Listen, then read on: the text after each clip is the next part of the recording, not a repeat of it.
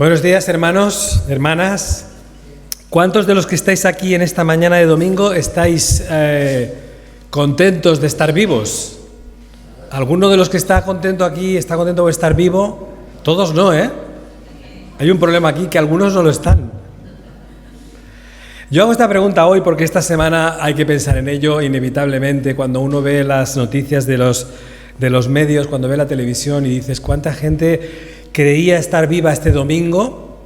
Y hoy pues más de 200 no lo están y seguramente esa cifra, como sabéis, aún incluso va a aumentar. Así que la vida es frágil y cuando uno ve las circunstancias que nos rodean, cuando ve la potencia de la naturaleza, cuando uno ve el poder del agua, el poder de los ríos, de las tormentas, de las lluvias, incalculable, inconmensurable, uno se da cuenta. Yo estos días estaba dándole vueltas al tema y esperaba ver en televisión y finalmente ayer lo vi.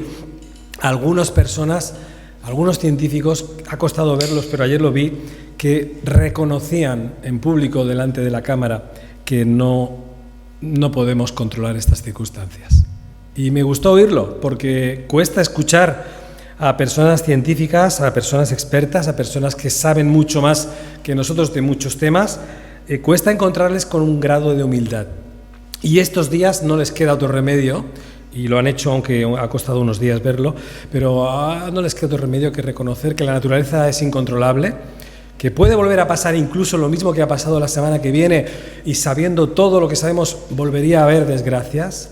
Y como es evidente, si la naturaleza es inconmensurable y es tan impotente y tan inmensamente grande, pues aún mucho más lo es el autor de ella, que es evidentemente no es otro que Dios. Hoy quería hablaros de este tema. No sabía, cuando preparaba este tema, no sabía que íbamos a encontrarnos con esta tragedia de fondo, pero es posible que se repita, es posible que las circunstancias que habéis visto estos días en Valencia se pueden repetir en otro lugar del mundo, incluso en otro lugar de España también, o incluso cerca.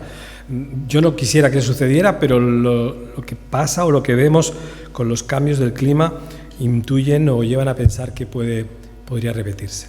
Quisiera compartir con vosotros un pequeño vídeo de un experto que me gustó escuchar y conocer, y que le he compartido el vídeo al pastor, y que si alguno tiene interés en escucharle de forma completa, pues le podéis escuchar en este vídeo. Pero solo os dejo ver el tráiler, la introducción.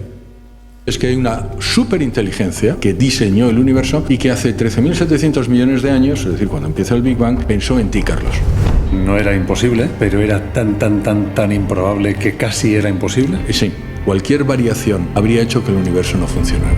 La gente cree que ciencia y Dios no están de acuerdo, ¿no? Es porque piensa que Dios y ciencia están enfrentados. Tú puedes llegar a la existencia de Dios creador sin tener fe religiosa.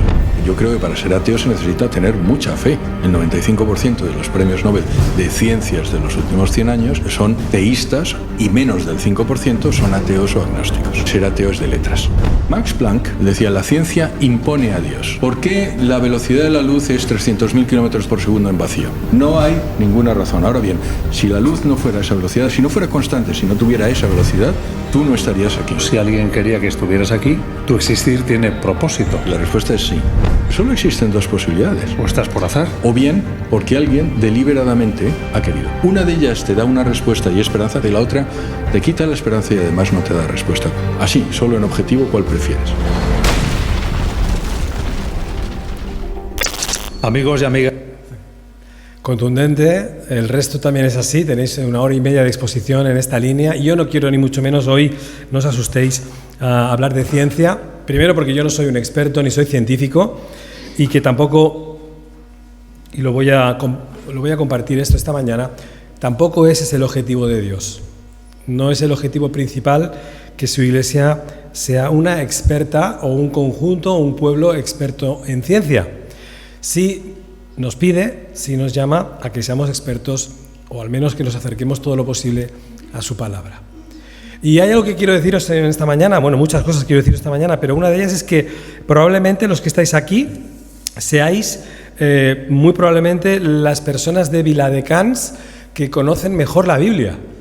aunque no os lo hayáis planteado, aunque no lo hayáis pensado, el grupo de hermanos y hermanas que os reunís en la iglesia evangélica aquí en Viladecans, sois los vecinos de la ciudad que más habitualmente abrís la Biblia, que más normalmente la conocéis, que probablemente la abrís cada día o varias veces a la semana y la estudiáis y la conocéis. Y eso es algo que os diferencia mucho del resto de la población, del resto de vuestro vecindario.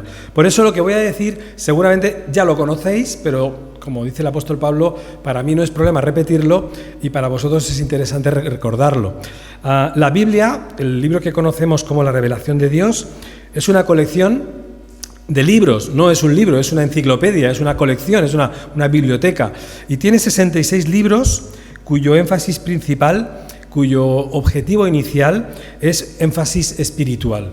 Eso hay que tenerlo siempre muy claro. Y básicamente explica desde Génesis hasta Apocalipsis la relación de Dios con la humanidad, con su pueblo y el proceso de salvación que ha creado, que ha inaugurado, que ha diseñado para que esa humanidad, ese pueblo pueda ser salvo. Pero aunque incluye nociones, y las incluye destellos, incluye, diríamos, refranes sobre ciencia, no es un libro de ciencia y por tanto no debe leerse así. Es decir, no debes leer ni abrir la Biblia buscando respuestas científicas, aunque algunas las hay, aunque algunas 3.000, 4.000 años antes de nuestra existencia ya se escribieron detalles o pequeños destellos de ciencia, pero no es el objetivo de los autores de la Biblia, ni tampoco el objetivo del autor principal que es Dios. La Biblia empieza, esto lo sabéis, en el libro de Génesis, empieza con un libro hebreo, evidentemente estamos en el Antiguo Testamento y es ahí donde me voy a centrar esta mañana, y el libro del que os hablo oficialmente no se llama Génesis, aunque así le llamamos, porque es una palabra más bien griega. La palabra original es una palabra hebrea que significa Bereshit, y Bereshit significa en el principio.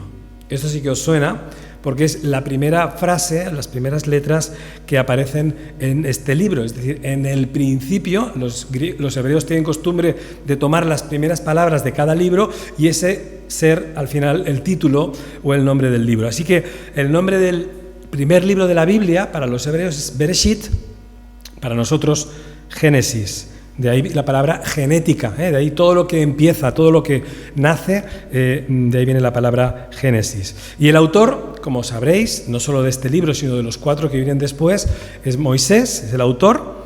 Y el libro, como es obvio, empieza en el capítulo 1 y es ahí donde en esta mañana me querría centrar con vosotros. Y quiero leeros un texto que seguramente podéis leer conmigo a la vez, que podéis cantarlo conmigo a la vez sin necesidad de abrir vuestras Biblias. Pero en el libro de Génesis, en el capítulo 1 y versículo 1, dice lo siguiente: en el principio creó Dios los cielos y la tierra. Este es el primero de los versículos de lo que denominamos Biblia, de esta colección de libros.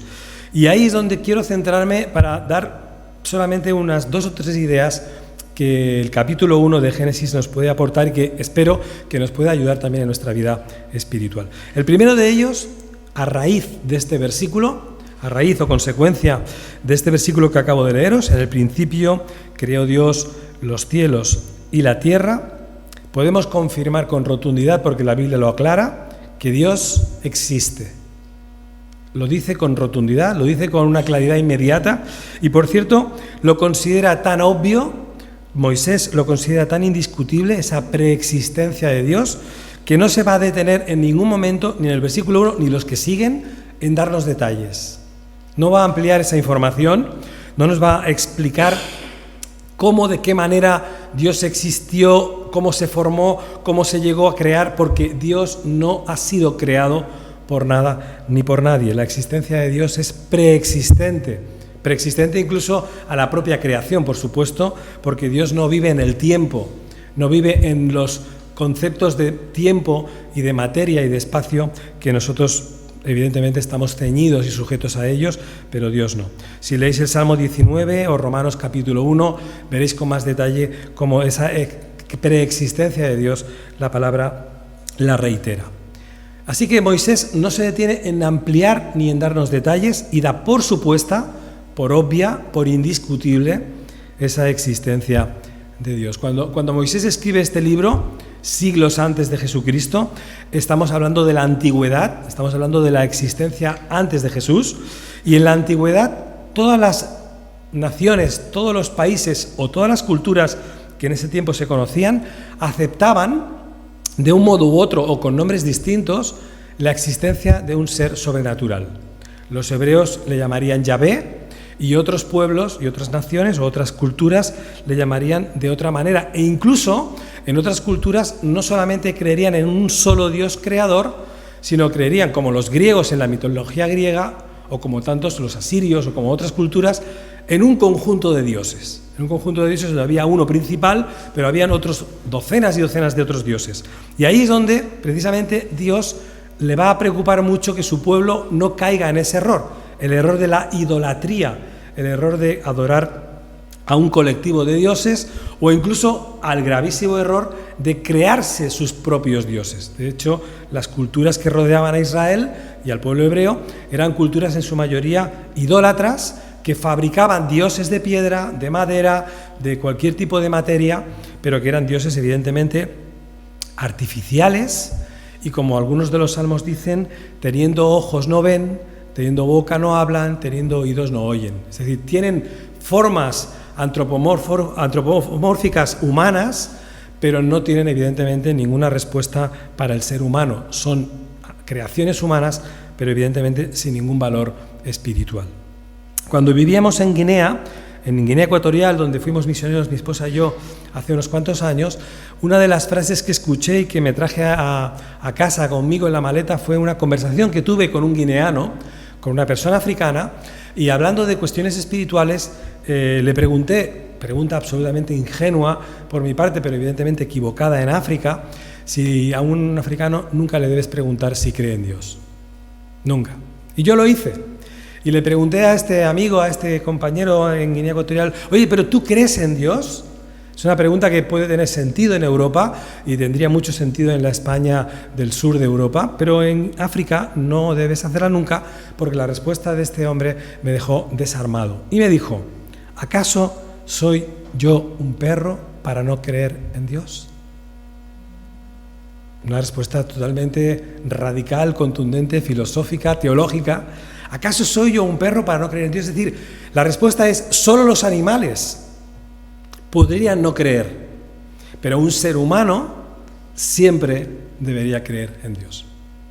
Y me dejó en shock, me dejó desarmado. Yo creía y intuía que él no era cristiano, probablemente no lo era, pero sí creía en que por encima de su vida, por encima de su techo, por encima de su casa, había un Dios creador, un Dios responsable de nuestra realidad. Esta creencia en que existe siempre un Dios en cualquier cultura es un detalle muy interesante. Los antropólogos, por más que viajan en el mundo, por más que descubren culturas en Oceanía o en África o en lugares nuevos, siempre descubren que ese nuevo país, esa nueva cultura, esa nueva etnia, tiene un Dios, tiene algo a quien adorar. Obviamente, seguramente erróneo, probablemente idolátrica, una idolatría, pero siempre los pueblos humanos, las naciones, las culturas, siempre buscan a alguien que esté por encima de ellos y que justifique, que dé explicaciones de que esta realidad tiene una razón de ser. No es un producto del azar, no es un producto de la casualidad. Como decía este experto que habéis visto en el vídeo, para no creer en Dios hay que tener mucha fe.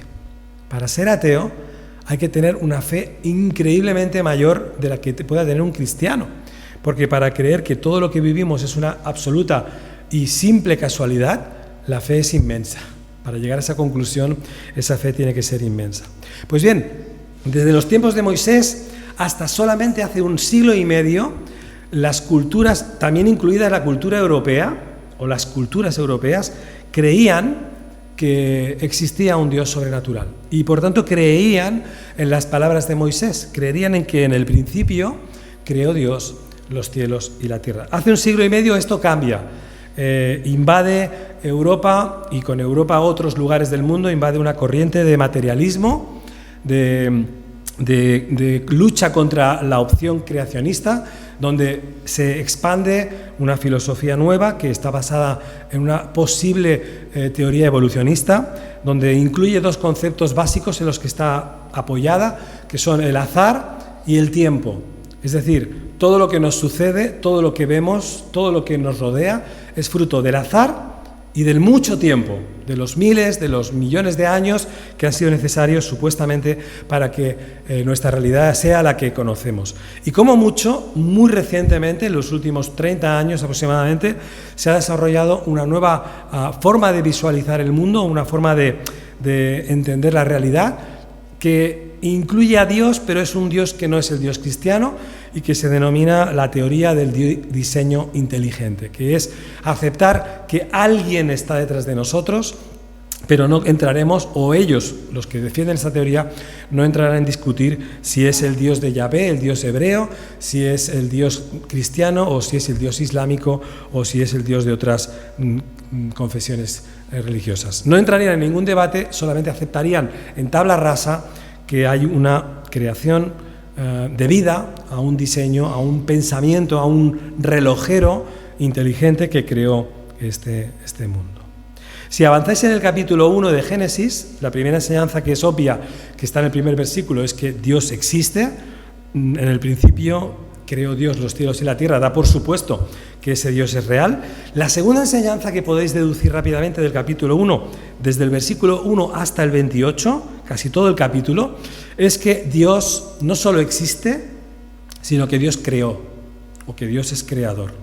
Y además que nos dice la palabra de Dios que Dios creó de la nada, creó ex nihilo, como se dice en latín, de la nada. Y todo lo que fue creando, lo podéis leer en el capítulo 1 de Génesis, según lo iba creando, todo lo aprobó, todo lo dio por bueno. Cada cosa que creaba la veía óptima, la veía perfecta, la veía ideal. Por cierto, que el protagonista de la creación, y esto quiero aclararlo porque es un detalle teológicamente importante, a veces se nos ha hecho entender que el protagonista de la creación es aquel que está en la cúspide. Dios va creando en el capítulo 1 una serie de elementos, de conceptos de base, y con una especie de pirámide arriba de todo coloca al ser humano. Lo podéis leer justamente ya al final del capítulo, versículo 24 en adelante. Pero es un error creer que el protagonista de la creación es el ser humano. Esa visión antropocéntrica es una visión contraria al espíritu del mensaje que quiere transmitir Moisés, porque el protagonista de la creación no es lo creado, ni siquiera el universo, que parece infinito con sus galaxias, y tampoco, aunque nos duela, tampoco lo es el ser humano. El protagonista de la creación es el creador. El protagonista de la creación es el que la crea. Si os fijáis en los verbos que va utilizando en el capítulo, podéis leerlo conmigo, pero seguramente lo conocéis. Versículo 3, sea la luz. Dios ordena que la luz exista y utiliza un verbo muy interesante para los que os gustan los coches, porque el verbo original en latín es fiat. Fiat significa sea, exista. Exista la luz, y dice el versículo al final del 3, y la luz la luz existió, la luz fue creada. Y así con este verbo, o con verbos muy parecidos, el Creador va exponiendo todo el ciclo de la creación, mostrando su poder en todo momento. El versículo 3, creó los cielos. Versículo 8, creó la luz en el versículo 3, los cielos en el versículo 8, la tierra seca en el versículo 9, en el versículo 10, los mares. En el versículo 11, las plantas, la flora. En el versículo 14, las estrellas. En el versículo 16, nuestros referentes en el cielo, el sol, la luna. En el versículo 20, la fauna. Y en el versículo 26, el hombre. Eso es lo que en ese proceso, en ese ciclo de creación, que la Biblia nos dice que duró 6 días, es el proceso en el que sigue Dios progresivamente creando cada vez cosas una encima de la otra.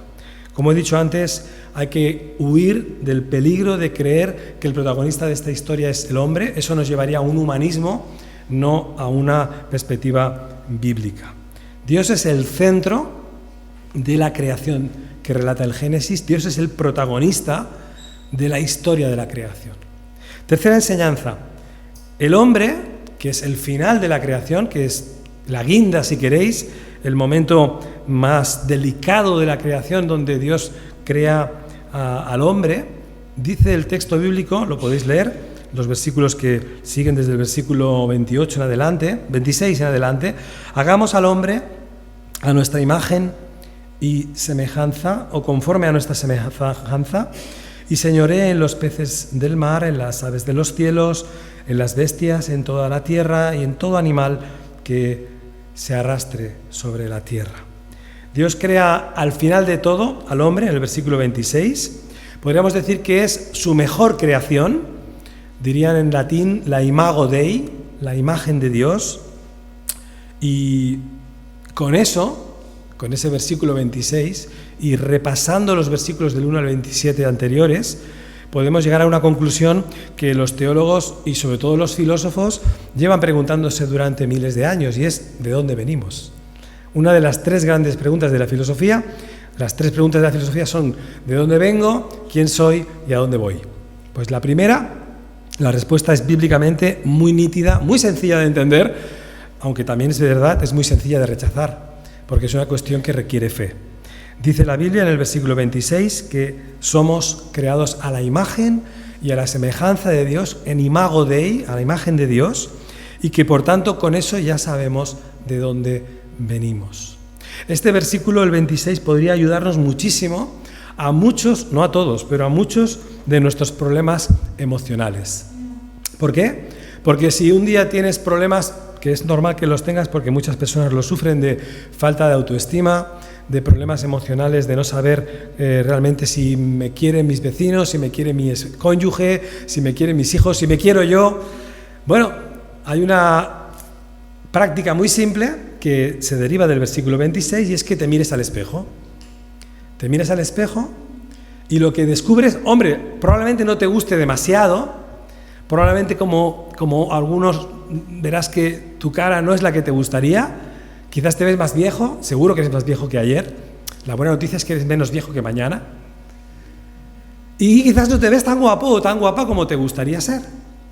El tiempo pasa, obviamente, y nos envejece, pero si miras al espejo y recitas delante del espejo el versículo 26, te recordarás a ti mismo que eres creación de Dios, que eres creación a la imagen y a la semejanza de Dios, y probablemente si ese versículo lo tuviéramos más presente en nuestra vida cotidiana y nos levantáramos con ese versículo, muchos de nuestros problemas de autoestima seguramente desaparecerían. Al igual que el versículo 1 de Génesis, yo pienso que es un versículo especialmente evangelístico. Si tú le dijeras a tu vecino por la mañana cuando te levantas, en el ascensor o en el vestíbulo, cuando sales a la calle, le dices, buenos días, vecino, buenos días, vecina. ¿Sabes? En el principio creó Dios los cielos y la tierra. Buenos días, que tengas buen día. Si lo pruebas, vas a dejar a tu vecino en shock. Se va a ir a su trabajo todo el día pensando en ti. Si estás loco, si has perdido la cabeza. Pero quizás se llevará tu versículo con él. Y un inconverso debe saber, evidentemente, y debe conocer la figura de Jesús cuanto antes, pero antes o después también deberá saber que junto a Jesús y la salvación que le provee, también debe saber que Él existe por la gracia de Dios. Y si se lo recuerdas, si se lo dices, si se lo comentas y le dices, ¿sabes? En el principio creó Dios los cielos y la tierra, y a ti también a su imagen y semejanza.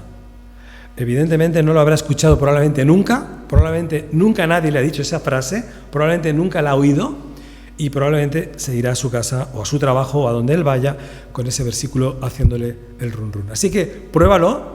Y a lo mejor tus vecinos te vuelven a llamar al cabo de un día preguntándote que le expliques mejor ese versículo que le dejaste caer. Todos los seres humanos somos criaturas creadas por Dios. El versículo 26 lo confirma de una forma rotunda.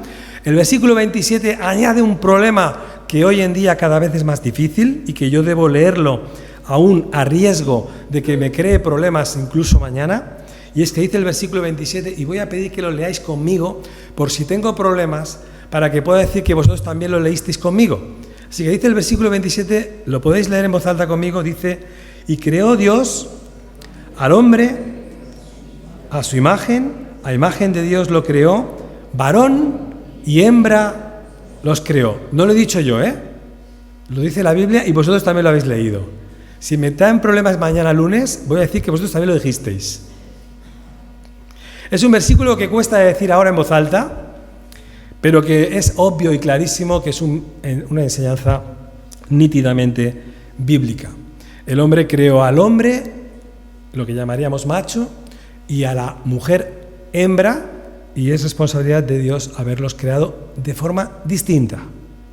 Obviamente de forma complementaria. Se necesitan, evidentemente, para muchas cosas que uno y el otro existan, sobre todo para la misma procreación de la raza humana, pero también para muchas cosas más el hombre necesita de la mujer y la mujer necesita del hombre. Tienen ambos un mismo origen de la mano de Dios, pero ambos tienen roles distintos, complementarios, pero distintos. Y si os fijáis en el versículo 28, dice que los bendijo Dios y les dio una responsabilidad, una orden, y es: fructificad, multiplicaos, llenad la tierra, sojuzgadla y señoread en los peces del mar, en las aves de los cielos y en todas las bestias que se mueven sobre la tierra. Les dio una responsabilidad, un encargo, una labor que hacer, llamaríamos en términos bíblicos una mayordomía, que era evidentemente cuidar de la creación y señorear sobre ella. Una grandísima responsabilidad que hoy, con el cambio climático, deberíamos reflexionar mucho en este versículo, si realmente lo hemos hecho como debíamos o por el contrario hemos señoreado en la tierra de una forma incorrecta y de una forma destructiva. Les dio esa responsabilidad, y si pasáis el capítulo, versículo 2, versículos 16, capítulo 2, versículos 16 y 17, les dio unas normas legales mínimas, les dio un código legal muy, muy sencillo, muy breve, que solamente ocupa 2 versículos. Dice el versículo 16: mandó Jehová a Dios al hombre diciendo: de todo árbol del huerto, está hablando del huerto del Edén, obviamente, que ya conocéis, de todo árbol del huerto podrás comer, mas del árbol de la ciencia del bien y del mal no comerás, porque el día que de él comieres, ciertamente morirás. Puedes comer, Adán, Eva, de todo lo que la creación provee, de todo lo que este huerto está a tu alcance, de todo lo que he creado, todo está disponible para ti, excepto de un solo árbol del cual no debes ni probar su fruto, ni acercarte a él. Es el árbol de la ciencia del bien y del mal, del conocimiento especialmente supremo, porque si comes de él, ese día la muerte te alcanzará. La muerte no estaba prevista en el programa de Dios para este primer ser humano, pero como veis, el versículo estaba anticipando que si sucedía esa desobediencia, la muerte entraría en la naturaleza del hombre y del ser humano. Los que sois padres o abuelos, sabéis que cuando tú tienes un bebé, un niño pequeñito, y le dices: no pongas los dedos en el enchufe, ¿lo habéis comprobado alguna vez? Hay que poner en marcha el cronómetro, porque es cuestión de minutos. No va a tardar mucho en que irá a poner los dedos en el enchufe y descubrirá una nueva información que nunca había conocido. Y es que se le va a quedar el brazo básicamente congelado y dolido, muy dolido, de un elemento nuevo que desconocía, que se llama electricidad. Está bien que lo haga, si no muere en el intento. Está bien que lo haga porque la segunda vez ya no lo hará. Aprenderá muy rápido la lección, como todos la hemos aprendido, de que poner los dedos en el enchufe produce una experiencia novedosa, impresionante, inédita, pero irrepetible a nuestro gusto. Así que así es el ser humano. Le dices al ser humano de muy pequeñito que ya no haga algo y obviamente eso es lo que va a desear hacer. Este es el contexto, este es el marco en el que Dios crea al ser humano. Crea a un hombre y a una mujer con responsabilidades, versículo 28, con un marco legal muy sencillo, capítulo 2, 16 y 17, donde les dice lo que no deben hacer. Y todo ello, por cierto, en un marco de libertad y de alianza heterosexual. Si os fijáis en los versículos 21 hasta el 25, podéis leer con claridad ahí que evidentemente el hombre fue creado para ser distinto de su esposa o distinto de su mujer, y la mujer también para ser distinta de él, pero evidentemente para que vivieran juntos. Así que esa alianza heterosexual que hoy está tan cuestionada y que hoy en el entorno cultural que nos ha tocado vivir está más que dudada o más que puesta en duda, es, nos guste o no, o lo entendan o no se entienda, es el marco legal y el marco moral en el que Dios creó al ser humano. La cuarta enseñanza, hemos visto 3, Dios existe, Dios es creador, el hombre ha sido creado por Dios también, un hombre libre. La cuarta es que todos somos criaturas suyas, todos somos hechura suya, creación de su mano, y aunque somos criaturas suyas, y ahí esto es muy importante para la Iglesia, eso no implica que haya relación entre el ser humano y Dios. Somos su criatura, pero no todas las criaturas mantienen relación con Dios. Para mantener relación con Dios, evidentemente ahí entra la figura de Jesús, y evidentemente aquellos que aceptan conocer, seguir y obedecer a la persona de Jesús, les llamamos, la Biblia les llama, en el texto de Efesios especialmente, capítulo 1, les llama hijos de Dios, que es distinto. Se puede ser criatura y no ser hijo de Dios.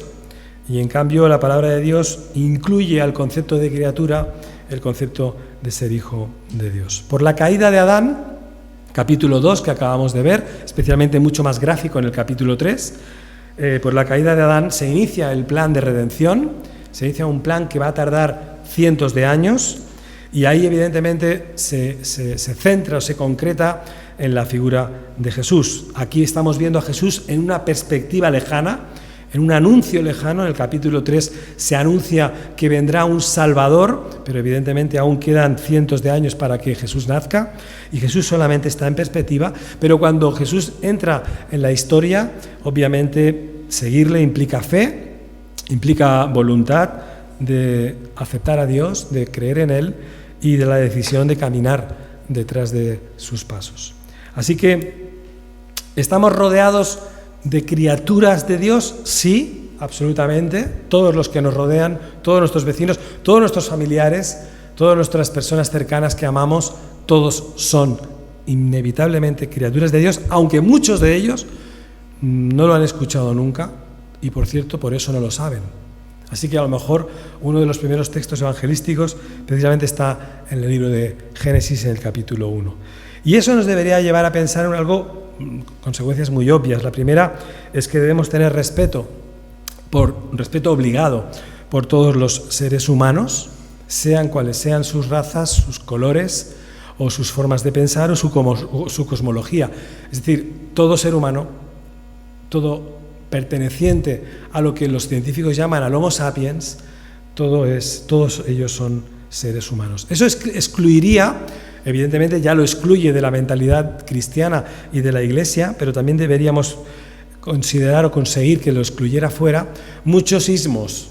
Excluiría, si todos tuviéramos respeto a toda la creación humana hecha por Dios, pues excluiría el racismo, excluiría la xenofobia, excluiría el clasismo, excluiría muchos ismos que hacen barreras y que hacen límites entre nosotros y otras personas. Y sobre todo a nivel espiritual o a nivel como cristianos, eso sí nos puede afectar y debemos ir con cuidado. Debería excluir de nuestra mente la superioridad espiritual. A veces hay cristianos que piensan que son superiores a otros hombres o mujeres que no han creído, y eso es un gravísimo error teológico, porque lo que somos, el apóstol Pablo lo dice, soy lo que soy por la gracia de Dios. No tenemos ningún valor intrínseco, no tenemos ningún valor de nacimiento, nada de lo que somos, de lo que pensamos, tenía que haber convencido a Dios de habernos salvado. Eso evidentemente procede de la gracia divina, y eso es lo que nos debe hacer pensar siempre y en todo momento que somos afortunados y que somos bendecidos de que Dios ha querido, sorprendentemente para nosotros, pero que Dios ha querido salvarnos. Sin saber por qué, sin que lo entendamos. Probablemente moriremos sin entenderlo, pero sin entenderlo, con todo ello, disfrutándolo, gozándonos en ello y alejando de nosotros la posible tentación de la superioridad espiritual que a veces podemos creer que nos hace eso, en la fe y la gracia, parecernos superiores a otros. Y termino con la quinta enseñanza o con la quinta conclusión que este capítulo 1 y 2 de Génesis nos pueden aportar. La pregunta final, y es que es una pregunta obvia, y todo esto, todo lo que nos relata el capítulo 1 y también el 2, toda esta creación, toda esta demostración de que Dios existe y es real, toda esta demostración de que Dios es creador, que ha creado al hombre, a la mujer, distintos y libres, que todos, unos y otros, cristianos o no, somos criaturas suyas. ¿Todo esto para qué? ¿Todo esto con qué objetivo? ¿Qué tenía en la mente Dios para tener que crear la humanidad, para tener que crear el mundo, para tener que crear las galaxias, el universo infinito? ¿Para qué o por qué esto sucedió hace miles, los científicos hablan de millones de años, por qué llegó a suceder esto? Hay dos versículos que nos pueden ayudar, la Biblia da respuesta para esto, y si me acompañáis, uno está en Isaías, en el capítulo 43 y versículo 7, y luego iremos al Nuevo Testamento también. En Isaías, capítulo 43 y versículo 7, dice el profeta Isaías así: todos los llamados de mi nombre, para gloria mía, los he creado, los formé y los hice. Isaías es boca de Dios, está hablando Dios a través de Isaías, reafirma en Génesis capítulo 1, los he creado, los formé, los hice, y la pregunta del por qué la responde antes: para gloria mía los he creado.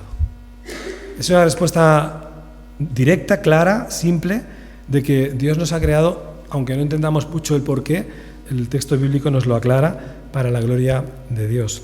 Y si alguno pensaría que esto es el Antiguo Testamento y que a lo mejor queda muy lejano, podemos ir al Nuevo Testamento, porque también hay textos donde reafirma esto. Y si me acompañáis a Colosenses, capítulo 1 y versículo 16, Colosenses, capítulo 1, versículo 16, el apóstol Pablo dice, y está hablando de Jesús, por cierto, aquí: todo fue creado por medio de Él. Jesús es el autor, la segunda persona de la Trinidad, es el autor de todo lo que vemos. Todo fue creado por medio de Él y para Él, que es lo mismo que nos dice Isaías, para su gloria. Esto nos lleva evidentemente a un gran privilegio, a conocer esta realidad, a entenderla, lo que los científicos, lo que los filósofos llevan miles de años intentando descubrir. Nosotros ya lo sabemos, la Biblia lo enseña, lo puede entender cualquier persona. Y sabemos que el autor de nuestro mundo es Dios, que el autor de nuestra existencia personal es Dios, en este caso la segunda persona de la Trinidad, y que, por cierto, todo esto sucedió para la gloria suya y no la nuestra, y para la gloria de Él y para Él, como dice el texto de Colosenses. Esto dice Génesis capítulo 1 y versículo 2, hay mucho más que extraer. Hay mucho más que aprender de este texto, pero estas enseñanzas simples me gustaría que las pudierais tener presentes con vosotros. Que el Señor os bendiga.